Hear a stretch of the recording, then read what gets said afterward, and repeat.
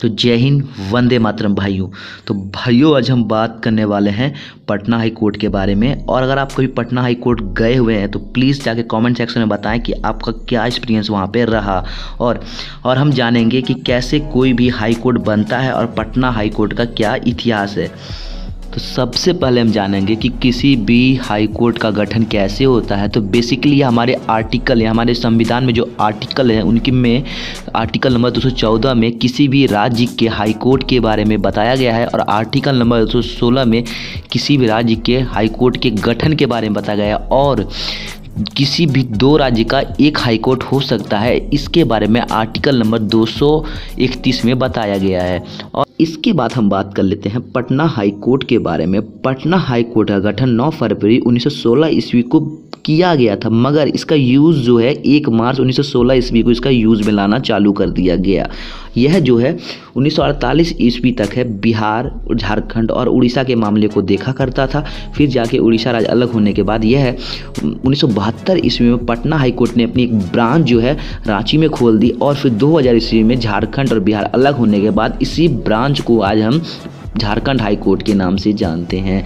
2015 में Patna high court ने अपनी 100वीं सालगिरह मनाने के तौर पे जो है एक स्टाम्प टिकट जो है लॉन्च किया, जिस उस टिकट में पटना हाई कोर्ट का चित्र जो है प्रिंट किया हुआ है। आज़ादी के बाद पटना हाई कोर्ट के जो है प्रथम मुख्य न्यायाधीश पंडित लक्ष्मीकांत झा बने थे, और इसके बाद प्रथम महिला न्यायाधीश इंदु प्रभा सिंह बनी थी। और पटना हाई कोर्ट के द्वारा पहली प्रथम महिला जो कि सुप्रीम कोर्ट के लिए चुनी गई, उनका नाम है ज्ञान सुभा मिश्रा, जो कि पटना हाई कोर्ट से सर्वोच्च न्यायालय के लिए चुनी गई थी। और बात की जाए कि पुरुष में, तो पुरुष में जो थे पटना हाई कोर्ट से सुप्रीम कोर्ट के लिए चुने जाने वाले जज का नाम भुवनेश्वर प्रसाद सिंह है।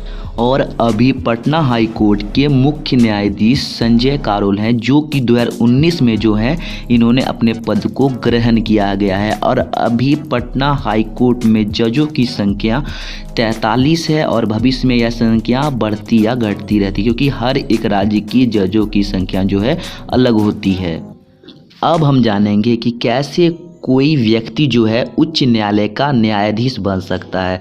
तो उसके लिए कुछ शर्तें रखी गई हैं, जिसमें सबसे पहली शर्त है वह है कि वह व्यक्ति भारत का नागरिक हो।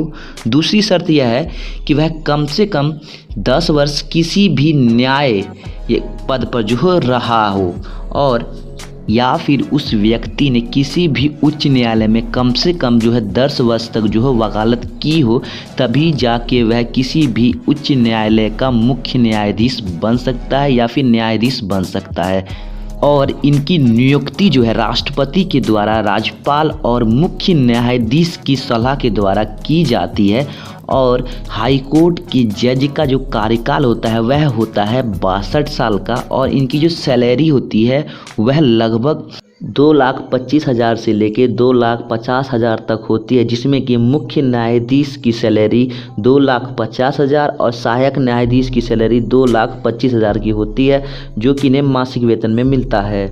अब हम जानेंगे कि उच्च न्यायालय के अधिकार और वह किन प्रकार के मुकदमों की सुनवाई करती है। तो वहाँ ऐसे मुकदमे आते हैं जो नागरिकों के अधिकारों की रक्षा के संबंध में, और ऐसे मुकदमे जो जिला न्यायाधीशों के मुकदमों के फैसले से इस बात जो संतुष्ट नहीं होते वह उच्च न्यायालय में अपील करते हैं। या फिर दीवानगी और फौजेदारी, 2 प्रकार के मुकदमे जो कम से कम 5,000 से ज़्यादा की जायदाद के हों, वैसे मुकदमे उच्च न्यायालय में सुनाए जाते हैं। तो दोस्तों कमेंट करके ये बताएं कि इसमें से आपको कौन सी बातें पहले से पता थी और कौन सी बातें आपने वीडियो को देखने के बाद आपको मालूम चली। तो गाइस वीडियो को अगर आप यहाँ तक देख चुके हैं तो प्लीज़ चैनल को सब्सक्राइब करके साथ में बेल आइकन दबा लीजिए, क्योंकि गाइस मैं नॉलेज और न्यूज़ से रिलेटेड वीडियो डेली अपने channel 1 million news and knowledge से बनाते रहता हूँ। तो तब के लिए जय हिंद, वंदे मातरम गाइस। मिलते हैं अब नेक्स्ट वीडियो में।